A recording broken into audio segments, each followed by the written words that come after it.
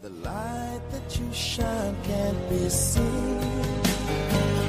Baby, I can bring you to a kiss from a rose on the grave. Ooh, the more I get of you, stranger it feels, yeah. And now that your rose is in bloom, a light hits the gloom on the grave.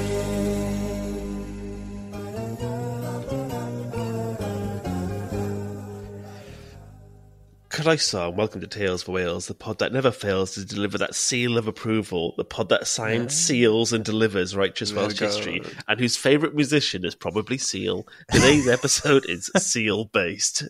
That's as much as I know. If you hadn't guessed, it's Seal-based. That's good, mate. Yeah, it was the same old tones, once, twice, thrice, but it worked. It worked. Yeah, well, I did try. I was trying to think how many puns could I have on Seal, but there's not many. Thought, you know what? Let's just say Seal 3 times and then we'll call it a day. Yeah, fair play. Oh, how are you, mate? It's just me and you, first time in a while. It's just me and you. It feels like a couple of fellas on a bloody podcast. It does feel like it's the first time we've done this, just me and you, for a little while. It isn't, but it hasn't been that long because we did it when I was up north. When I was up north. But I wasn't drinking then. Oh, yeah, that's why it doesn't feel like right. Yeah, because it never felt the same when you were doing Dry January. It was massively inferior. We were dishing out an inferior product in jam. Yeah, it doesn't work when only staying with us. It doesn't work when only one half of us is absolutely leathered on the podcast. So. Normally, when we finish the pod, we stay up chatting for hours, just yapping on. But when one of us was sober, it's like, right, I'm off. I cannot handle this. This is too much. One of us is going, slurring my words a little bit. What do you reckon we should do a podcast next level? And you go, look, I'm just going to knock it on the head, mate. I'm going to kill myself. I've had my third Heine zero. I'm off. I'm bloated. I'm gassy. I'm really gassy. Actually, drinking when you're not getting drunk is actually quite uncomfortable. I'm off.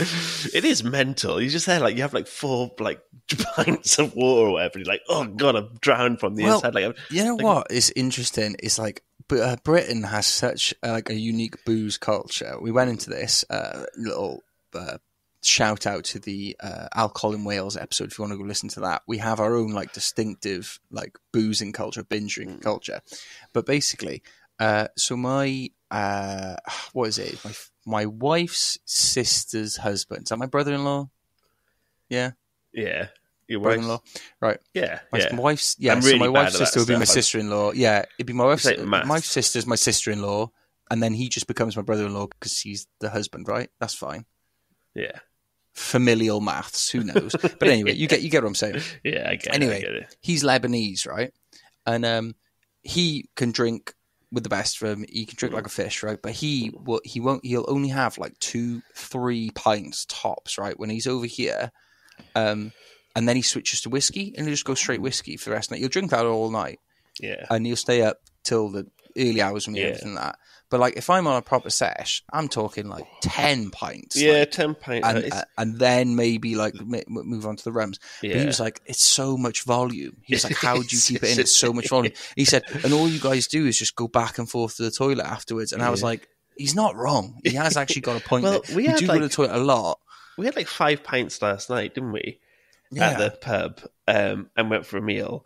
And 5 pints is relatively quite a bit, but that was nothing. It was just you don't really notice it. I think I had a wee once. I think that was it. 5 maybe more we just litres our bladders are just supercharged. They can hold so much water. Big old bouquets.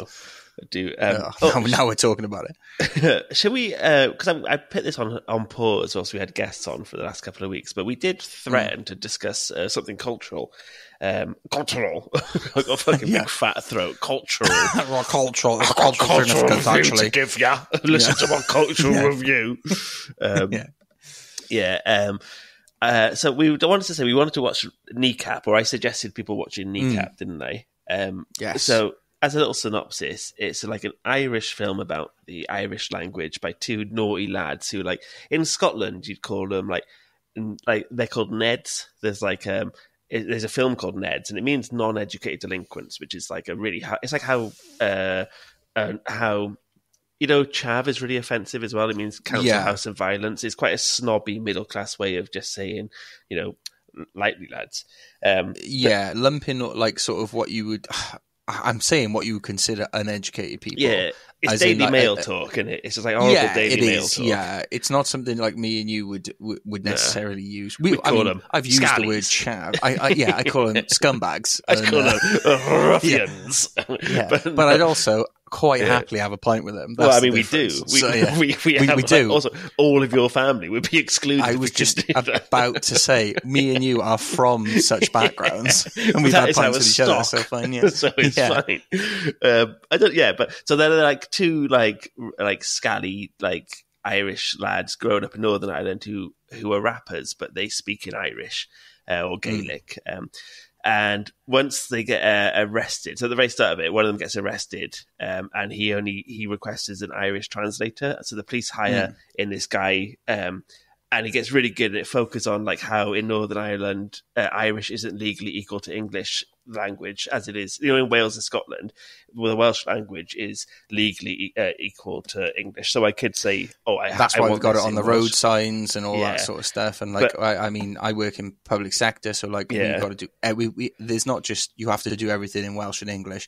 There's like certain levels that you have to adhere to, so you cannot have Welsh less favourable. Yeah, it has to be treated equal. less favourably than English and stuff like and that. So it's like like it gets parity in the law, doesn't it? Which is something important. And it's something Welsh protesters and people have fought like so hard to get for decades for decades. And Scotland is similar, although Scottish isn't as popular in Scotland as Welsh is in Wales. So I don't think it's like on everything in the same measure. Maybe not as much on the radar, I guess. But in Northern Ireland, it's not even a legal requirement, or it's not legally equal to. So it's inferior to English in terms of legal status, which sounds harsh, but that's just the reality. So they put English above the Irish language in Northern Ireland. And it's them kind of discussing that, and it's a fictional film, but based on their true life story, and like so it's like it's their story, but like made dramatized a little bit, and it's fantastic. It's such a good watch, and it was brilliant, absolutely brilliant. They're funny, and it's like you'd probably call it a foreign language film in here because it's subtitled. But it's also mixed with English. It's got bits of English in it, isn't it? Yeah. But it is you couldn't watch it without subtitles. No. Well, unless you were fluent Gaelic, I guess. But they're like in real life, they're a massive rap group. They're like really popular. They're like they've gone on to do amazing things. And the difference is with them that due to like the recent decades of violence, sorry, let me just try that again. Let me edit that around. But the difference in like Northern Ireland with it is because like due to the decades of violence, like they use language there as like a tool of resistance, because they're like they have these like really cool words, like every Gaelic word spoken is a bullet against the English or something like that. And it's like I think like there's it has another context to it, doesn't it? Like where Sorry, can I edit around this bit? Yeah, go on then. My notes has just gone off, so I'll just say that one more time. That's all right. And I was trying to like think of parallels between that and Wales and the Welsh language, but I think they do something that's really cool and interesting. Is that they use the language as like a form of resistance, and I think they say something like every Irish word spoken is a bullet of resistance, and because they have that really recent like violent past that feels more prominent. Like Wales, we had a violent past 400 years ago. So it's slightly different, but I do think if they could like tailor the Welsh language to be a tool of resistance, I think it would make the language thrive so much more. Like make it the language as like a weapon against centuries of colonialism. And there are some Welsh rappers like Sage Todd and people like that who do use the language whilst they rap. But like I just think the Welsh language could learn so much from this. I know what you mean. If we could frame it in the same way, because like fucking how like keen are we to like start a fucking rebellion type thing, but we don't have the minerals to do a physical one, nor the time or energy. But if someone told us, if you just speak Welsh more, that's like a bullet of resistance. I'm like, oh man, let's go. But when we were in school, they were like, oh, speak this or you're in trouble. Like they'd force you. Like if you don't speak Welsh, you are literally being punished at lunchtime, and you have to stay in for detention because you were caught speaking English. Yeah, we've touched on that before. The way they do it in, well, in my opinion, I mean, God, I don't know if they do it right now. You know, people in school. I've been out of school for a long time, but like the way they used to do it with us, you said that like you're boasting. Hey, look, I've been out of school a long time. I actually got my GCSEs quite a while ago. But it's the way they used to do it with us was it actually achieved the opposite effect. In that when I was a kid in school, I thought Welsh was a bit lame because I was like, I constantly get fucking the thing is you get like the diehard teachers in school where you be quoting a film. If they caught you quoting a film, you were done for speaking English. You got to go to detention and stuff like that. And it's like, fuck off. Like, you know, I'm allowed to talk. Yeah, I'm allowed to talk Welsh and then like include a film quote or even include a bit of way English if I want. We weren't doing that. I mean, a lot of the time I was just speaking English, but we grew up in like Barry, South Wales. Like it's not a Welsh speaking area. It's the first Welsh language school in Vale of Glamorgan. Of course, we're not going to be this like fluent. So like, ease up. Don't make people hate the language or resent it. It's not like in North, up North, is it? Where people genuinely they speak Welsh in their homes and like where they brought up speaking Welsh first. It's more natural English in school second. to speak it with your friends and stuff. So I just always think the way they teach it here is just so backwards. And I do think, like in general, Welsh is becoming a bit more cool anyway, and the people are massively more invested in Welsh culture. Like take this pod, I genuinely believe it's on the rise. Well, like us two idiots who have no credentials have got like a successful podcast of like people listening. Like it's mad, and it's only because people like Welsh history. Like we're not the ones doing anything. It's the content that's kind of getting listeners in, and that's like, oh, I don't know, mate. I say we have a little bit of charm ourselves.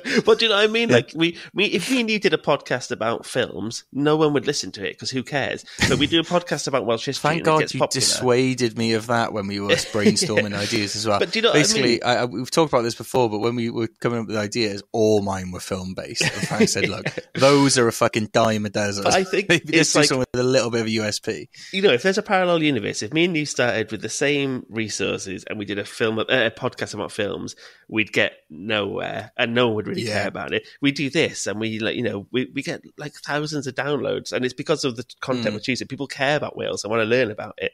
And I do think I was watching the film Kneecap and thinking, I wish I could do this in Welsh, but I know what you mean. Yeah, I don't think we. Wales and Welsh is an untapped resource. That's what we seem to clue in on. And let's monetize it. Get on the Patreon. Now I need to fucking bend it over the capitalism barrel and take it for a fucking ride. But it's. But no, it is. When I was thinking the exact same thing because you told me to watch Kneecap and you were like, please watch it. Yeah. So what are your thoughts on it?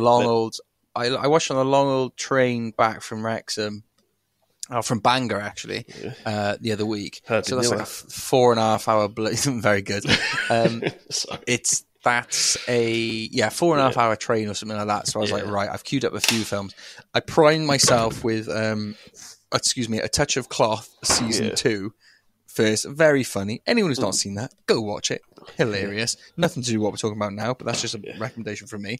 But then chucked on Kneecap with a couple of drinks. Oh my God, I was so into it. Yeah. It's got, you probably wouldn't recognize anyone in it apart from Michael Fassbender. Yeah. Who is like sort of, he's not in it for a huge chunk of the runtime, but he plays like a pivotal part. I think he plays one of the dads, doesn't he? Yeah, I actually can't really remember. One of the dads of the kids. Oh yeah, he does, doesn't he? Yeah. Yeah, one of the dads of the guys the main guy who's in Kneecap. And he was an old IRA person, wasn't he? So like, they grow great parallels between like the IRA and modern day resistance. Yeah, I think what I loved about it is it also it showed like the old school kind of attitude toward the language, like you said, where there's like every word spoken in Gaelic is a bullet against the English or something. Yeah, bullet of resistance, something like that. Yeah. Well, I think we've both misquoted it about 4 times already. But the actual quote on the film is very profound and very good, actually. So go watch it to hear the real one. But it's it it's really good to show like the generational difference, because there's like and this isn't spoilers because it happens really early in it, but you find like the one of the main guys who's like, you know, diehard Irish and all that sort of stuff. He's shagging a girl who's like a Protestant, or like a non.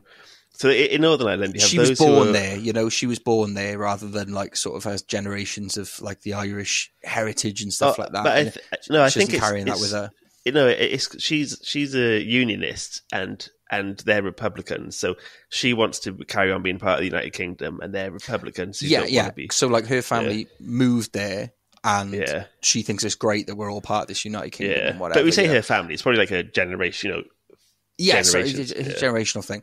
But anyway, and it's interesting to see like I really like that it isn't so fucking black and white, and like the way a culture and a language has to evolve to survive. And they touch on that at the end. I'm not going to spoil anything, like what the sort of epiphany is, but it was really good. And it was so much. I just relate so much to what you said when you were like, I want someone to make a film almost exactly like that. You can do it scene for scene if you wanted, Welsh, but just make it Welsh. I know we don't share the same Welsh. Penellyn or Pengleen. Pengleen. I know they don't. I know we don't have the same violent history or recent violent history, and I think they're called like the peaceful generation. There's a name for their generation for the teenagers who grew up during the when the IRA gave up their guns in the end of the 90s. Those who were born then, they're called. They got a name like the peaceful, something about their generation not being involved in the IRA. Pussy generation. Well, they feel a bit lost. They're like, well, what's our form of resistance? Because they haven't got one. Yeah, they do touch on that, don't they? They say like, what have we got then? Because you're the sons of the people who fought, and then. But we don't have that like violent recent history, which is it's a good thing. Like we can't glorify it. It looks fucking. It was terrifying. It destroyed the communities, and it's still it's scarily getting a bit closer to being back like that again now with Republicans and unionists. Like having a football tit for tat, but I just think there's things we could like do to make the language cooler. And Northern Irish, I think at the end of the film they mention, this isn't a spoiler at all, but the language. No, I won't say that. I won't say. You watch the film, you'll see that. Like, go watch where genuinely things watch are the film. progressing. We might touch on this again in a couple of weeks or something. Yeah, when you've all had a chance. But it's a really good film. It's generally worth a watch, and it's on Prime, isn't it? Yeah, it's on Prime. The saying is, every word of Irish spoken is a bullet fired for Irish freedom. And that's the... there we go. Every time we said it, we got it wrong, but there you go. You got the right one now. Yeah. But let us know what you think. It's like, me and Jack are Welsh speakers, but it's not our first language. We grew up in an area where there wasn't barely any Welsh because of, political reasons why there wasn't any Welsh in South Wales for a long time. It's interesting. I keep saying this, right? So my wife is like sort of thinking of picking up Welsh again. She's tried sort of on and off for years to speak Welsh. She always tells me that I've got two first languages because I went to Welsh nursery, for example. I always say that my first language is English because I didn't used to speak Welsh at home. Yeah. That's what I consider sort of first language Welsh, but I can totally see why other people, I think like the Doc Cymraeg, when he was on, he was like, he would consider us first language Welsh. Spoken it since we were like children. Yeah. We said it before, like my people who went to our schools, they did primary, secondary, left to go to Barry College at sixth form, or to go to college. And my mum was working there, and they'd say, when they were filling out their forms saying, how good are you at Welsh? They wouldn't put fluent. They'd put like, say if you score out of 5, they'd put like 2. But they literally just maths, science, they'd definitely be like, they're a 5. Like a solid 5, like you can understand everything. It's just like, yes, sure, you might not be able to get every single mutation, but you're still fluent. Like, and I just think the way we frame Welsh language, no one's going to ask you really to bloody write an essay in Welsh and expect you to get it like bang on. But if you had someone who, if I said, someone who wasn't massively academic, who'd lived in England all their life, and they wrote an essay and it was full of spelling errors and a bit messy. You wouldn't say, you can only speak Welsh English 2 out of 5. Like they're still fluent. English isn't your first language. Yeah. Like I'm so bad. I'm so dyslexic. I'm so bad at spelling. I'm awful. If we do it like on that stuff, I can't speak Welsh or English. So I say you're going to get shit in any language. So like, I don't know. I just wanted to talk about it on the pod and think it'd be good to frame it, and like everyone who listens, and every time we you engage with us on stuff. You always say really interesting stuff. So I kind of wanted to branch this out to hear from you lot what you think. Let's see. Everyone get in touch and say, if you've seen Kneecap, let us know what you thought. If you haven't, then go watch it and then tell us what you thought. And then say, give us a synopsis of what you do for the Welsh version. I'm happy with doing the exact same thing, like I said, with just put Welsh people in it instead. Well, we had a message from a dude called Joseph who's he listens. I think what country does he listen in? He said Stockholm, so he listens in Stockholm, and he said we just chopped the charts in Sweden, by the way. Just that's a side bit for us, but I actually share it with the gang. Why not? Yeah. We're big in Sweden, okay? Big in Sweden and Czech Republic recently. Sweet. So maybe Joseph, there's some more Welsh expats with you. He said a humble request from a late learner of Welsh, born and raised in Newport, unfortunately the most anglicised part of our fair land, which is what we were just saying. I would love it if you boys dropped in a few more Welsh words and phrases so I can learn while I'm having a giggle, particularly Welsh slang and swear words. There's a bit of a dearth of resources out there when it comes to that. I'm always told that Welsh is such a polite language, but I'm sure there's a few gems up your sleeves. So that's a bit of a call out as well. Kenny Gravy. Yeah, Joseph. But, Joseph? Go on. You carry on with Kerry Gravy. I got an absolute gold star disgusting Welsh phrase after that. Kenny Gravy is like it means go scratch, but it's the equivalent of fuck off, Kenny Gravy. Go on, Kenny Gravy. I love care. Get the fuck out of here, I'll say care. Because care's like clear off, get out of it. So Kenny Gravy. What's your one? I got two, right? So I've talked about one on this pod before, which is Cachu Babi's plastic, which is shitting plastic babies, right? So if you had a bit too much curry the night before, you Cachu Babi's plastic. But when I remembered, I was thinking about Cachu Babi's plastic for some reason, and it came in. There used to be this resource online called the Fregiadur. Oh yeah, and it was basically so Fregi dictionary is in Welsh for swearing. Yes, so dictionary in Welsh is geiriadur, right? Yeah. And Fregi is swearing, so they sort of called it the Fregiadur, and it was like self-submitted, so like public submitted. It doesn't matter if you're north, south, west, whatever. You'd submit your own swear words and like your colloquial swear words, and it was such a laugh to go through that as like a Welsh speaker because they come up with some fucking inventive stuff. And one of them was Boito sarnau jam, which is eating jam sandwiches, eating a jam sandwich. And it was, we might cut this, I don't know, up to you. But it's if you go down on a girl while she's on. Oh, Jesus, you're a pig.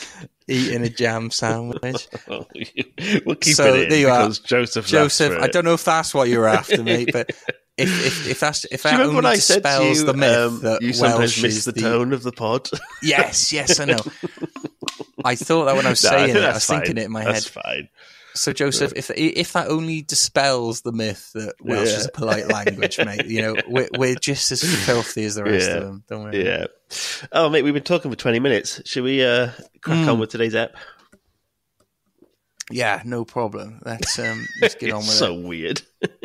I know. I can't do a transition. Can talk about fucking jam sandwiches. Yeah. Can talk about jam sandwiches in Welsh, but I can't That's actually easily. Yeah, I can't just easily.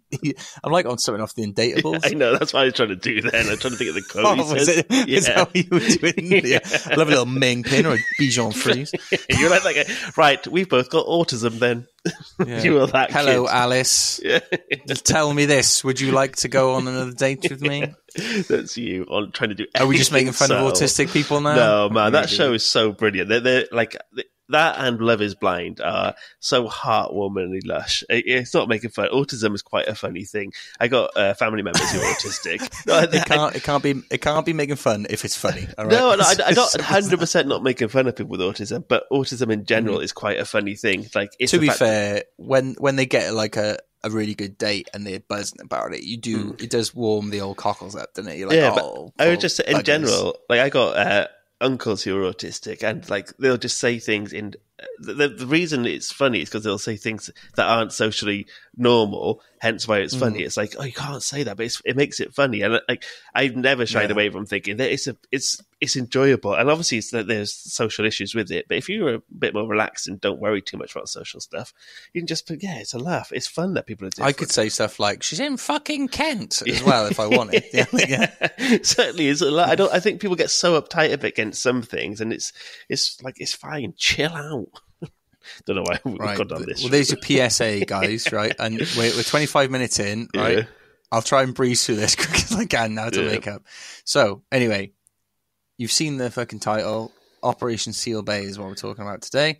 The genesis of this operation. Let me start again. It's so funny you've gone all official after. I know. It's all right. Everyone shut up now. Yeah, it's like you're on the fucking Channel 4 news. Like, now, it's like the on-air light has gone on. It's like, right, serious time now. Up until this, we do that swear word. You know the lady who was counting down from the news and then got caught swearing? Yeah.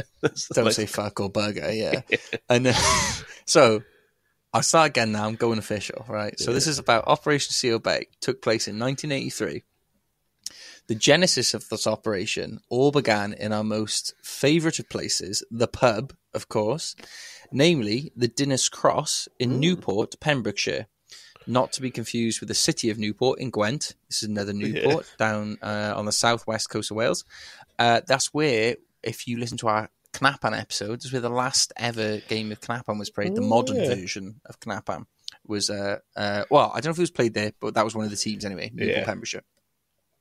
So, one night in the Dinas Cross, side note, what would you call that if it was your local?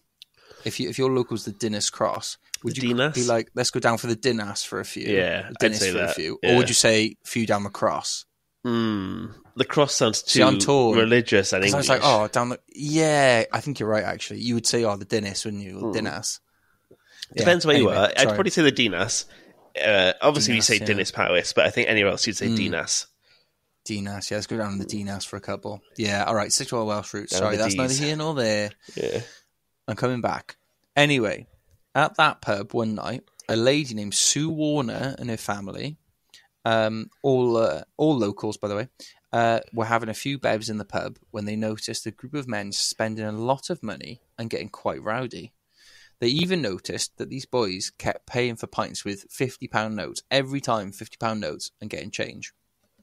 Now, I can only imagine... What era? What year? In 1983. Jesus, that's going to be a They must be getting a lot of change. Yeah. Heavy, jangling pockets. And then you're just showing off. So anyway, they were doing this, paying with 50 notes a lot of the time. And they also, the punters, they noticed that they pulled up earlier in the day in a couple of very flashy cars, like way too flashy to be like, your local regulars. Yeah. Excuse me. This piqued people's interest, of course, but who knows? They could have just been like a couple of bloody city boys, Who knows? Sue's dad, though, he was an avid wild camper, and he was camping on a cliff top at one point and noticed some men sleeping rough one night on the beach below the cliff. He noticed some men sleeping rough one night on the... I thought you tutted because you heard me fart. Hey, now, what 2.5 years in, it starts bothering me. The farty co-host. The farty co-host. Oh, God, we'd have made it by now for the bloody farts on the other end. Sorry, no. So, basically, Sue's dad, camping on a cliff top, noticed a few boys on the beach below, and he thought that was a bit odd. Like, why would they be camping on the beach, right? Yeah. Not long after... Some lobster fishermen, they spotted some dodgy activity along the beach, and they confronted the men involved. The men assured them that they were training for an expedition to Greenland to film whales and seals, but the fishermen called absolute bullshit on that. Yeah. And they reported them to the police, assuming they just assumed that they were like poachers. So they could have been cockle poachers or trying to nick their catch. Their catch. Yeah. Anyway. Over the weeks, Dyfed-Powys Police, they took 540 different statements from local residents, all detailing different suspicious activity, including a large bale of cannabis resin washing up on the local beach. Before long, the police were searching the bay, and one day, with a local farmer who knew the area, they came across a coastal cave. The farmer, at one point, he threw a stone into the cave. I couldn't find out why. He just decided to lob a stone in there, right? But he did. And to all their surprise, the stone hit something metal and hollow, so it made like a real bing, ding, like a real ding. Yeah, a ding. When they looked in the cave, then they investigated further. They found someone had cleared out sand and rocks and built an underground bunker, complete with a metal hatch for getting in and out. Shit. The bunker was held up by timber and lined with fiberglass resin. Obviously, this is the 80s, not too safety conscious of those fucking boys back then. But anyway, in the bunker, the police found £80,000 worth of equipment, including powerful outboard motorboat engines, large inflatable ribs, and building equipment. Ribs? Yeah, I think they're like, like the little noodles you can put into yourself. And, and a thing. I think it's like the proper version of them, like what you consider professional standards. So they initially, if someone knows better than me on that, by all means comment. They initially thought it might have been something to do with gun running for the IRA, funny enough. So actually quite linked to what we were talking about earlier. So they thought it might be linked to gun running for the IRA before the team started to connect all the dots of all these strange sightings and reports that had been going on in recent months. So this is where Operation Seal Bay was born, headed up by Detective Chief Inspector Don Evans and Detective Superintendent Derek Davis, a.k.a. the Don and Dee, a.k.a. Triple D. So that's not official lines, by the way. I've just made that up for fun. So after cross-referencing the hundreds of reports, they determined the boys on the piss that night at the Dinas Cross were a couple of blokes named Robin Boswell from London and a Danish actor called Søren Berg Arnbach, who had been on the run for 11 years for drug offences in Europe, and also went by the nickname Rubberface because he was a master of disguise, apparently. Because he was an actor, I think they just thought, oh God, he's invisible as a comedian. He wears so many faces. How can we tell the difference between him when he acts like such a Welshman, you know? Yeah. And so Soren, he was a multi-millionaire and had a luxury yacht as well as villas in Italy and Switzerland. He'd been living under the alias Sam Spangard while he was living in Wales. So that's why no one could caught him to this point.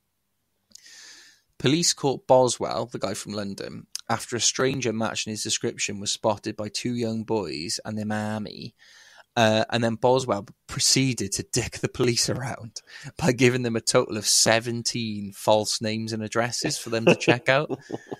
No, promise, bro. I'm telling you the truth now, bro. My name's Bobby Bobkins. I live at fucking 123 Bobby Street. Serious this time, bro. Honest. And it's like, all right, mate, listen now. But I'm going to be fuming if you've messed me about for the 17th time. So, like, he basically just gave fake names and addresses 17 times where they went, listen, cut the bullshit. But the first 17 times, I'm thinking, why are they going, this must be true? Yeah, fool me once, shame on you. Fool me 17 times. Yeah, then we're shame not on my good. entire fucking department. Yeah. Luckily, Dyfed-Powys police, they had his boots tested when he was arrested, and it was chocked full of fiberglass resin. So, evidentially linked him to the bunker that they'd found. Yeah. So that was like after the fucking 17 absolute blips on or non-results on their checks, they got a bit of headway. The day after that, Boswell was arrested. Oh, sorry. The day after Boswell was arrested, they picked up Søren Berg Arnbach, or Rubberface himself, after he was spotted by police officers on patrol near Fishguard. Must have been one of those days that the so-called fucking master of disguise didn't put any effort into it. I'm only popping out for a paper and some ciggies. What are the odds? I've been on the lam 11 years. No one can catch a Rubberface. And, well, the police did fucking spot him. And just to confirm their suspicions, when they were spotted, they called out his name and he fucking panicked, lobbed his rucksack off and legged it across a nearby field and then just jumped over a hedge and then there was a barbed wire fence in front of it and he just vaulted straight over it. Oh. Unbeknownst to Soren, the particular fence he jumped over was surrounding a 70-foot quarry and was there to stop people fucking falling into it. So I love the idea of him like saddled like Jack Sparrow style This is the day you'll always remember the day. It's the day you almost caught Rubberface, the master of disguise. And he jumps over this fence. Do you remember there's a film called Master of Disguise, but by Dana Carvey? You know, the guy from Dumb and Dumber? And, no, from bloody Wayne's World. Wayne's World, yeah, sorry, Wayne's World. So, whenever you keep saying Master of Disguise, I keep thinking of that, which is one of the worst films. And, like, it's so bad. And whilst they're filming it, 9/11 happened whilst they're in New York. Oh, wow. And they make like a really odd reference to it on there. They had, can I just read a quick thing from there? They went, they were meant to be releasing it, but they were like they stopped it. But in the film, there's like loads of references to 9/11 and how great the Twin Towers are. But it happened on the day, and they had a moment of silence, then carried on filming. But he was dressed in this massive turtle outfit during the moment of silence. And there's like a video. So back to our own Master of Disguise. Well, exactly. But I just love that idea that he was like, see his suckers, jumped over a fence, and he fucking fell into this quarry.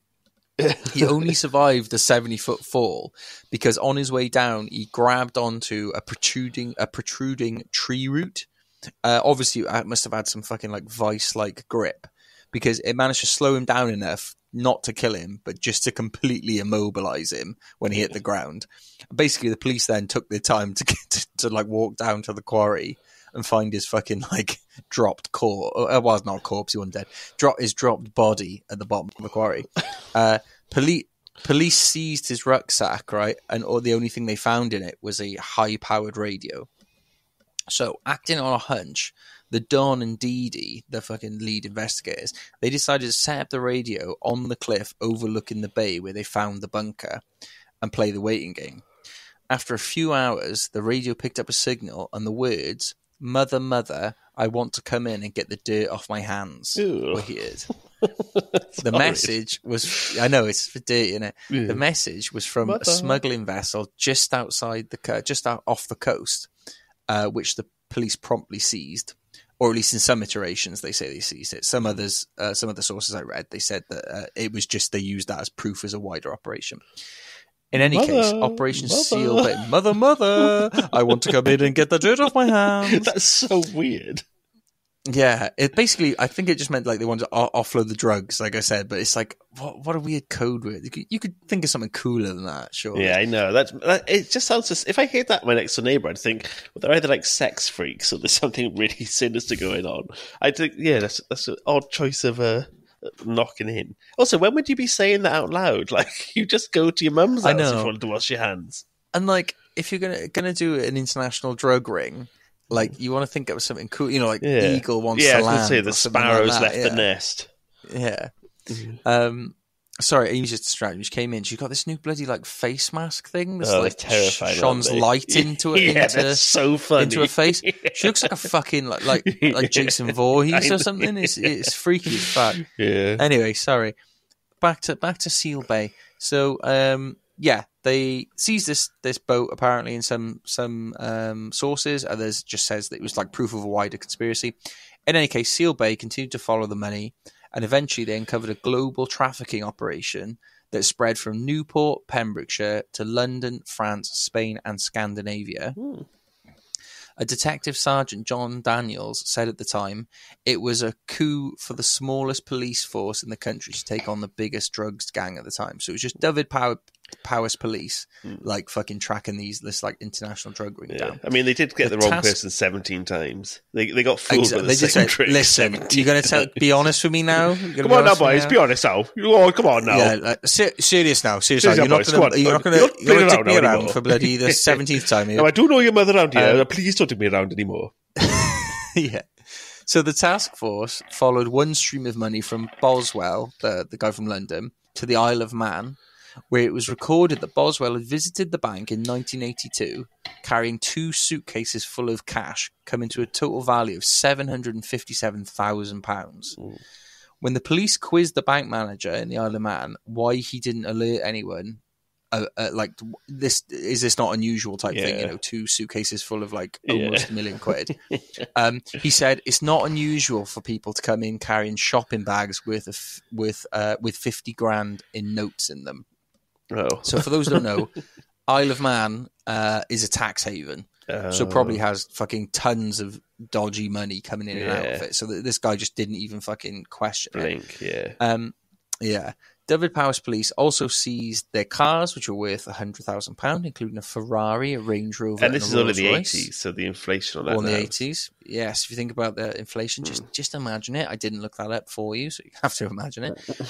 Birmingham Ambach, Rubberface himself, he was sentenced to 8 years in prison, whereas Boswell, the Londoner, he got 10 because he was said to be the mastermind behind the whole thing. He was the master of disguise, the Dana Carvey. Yeah. Exactly, the Turtle Man himself. So he got slapped with a harsher sentence, or I reckon maybe they felt sorry for Rubberface because he was such a dumb bitch, fucking jumping that fence and just like launching himself into a fucking quarry. And I'm like, "See you, suckers! See you, suckers!" Fuck. Yeah, and I just love to think of I am the master of disguise. I just didn't disguise myself that day. They went, "Hey, are you Rubberface?" Launch his fucking thing. See ya. Yeah. Fucking idiot. Anyway, 6 other gang members were also arrested and jailed in connection to the drug ring. The trial judge commended the police and the people of Newport, Pembrokeshire, for bringing the gang to justice, and keeping a keen eye out for unusual goings-on was praised by the prosecution, who said, quote, "These greedy schemes were brought to light because of the neighbourliness or nosiness of local people, the interest and curiosity shown by decent people." So yeah, being a bloody busybody can have its perks if there's a drug ring going on in your area. So just bear that in mind. But that is the story of Operation Seal Bay, baby. Oh, I like it. Well, we've done quite a long old epi for... We got 2 episodes tonight, which are both a bit more lighthearted, aren't they? But we still managed to take this to 40 minutes. I was also going to say, did we explain enough about Kneecap, about what the premise is? Because there's a teacher involved, which is like a really integral part. I kind of glossed over the fact, but I mean, I think we did a whistle-stop tour of it, really. It wasn't really to review the film. I wanted to Well, I was going to say, like, I wasn't trying to... I wasn't really trying to like review the film in the sense of like give a synopsis. I was more wanted Thank God us to for chat that, about... because we didn't do that. Yeah.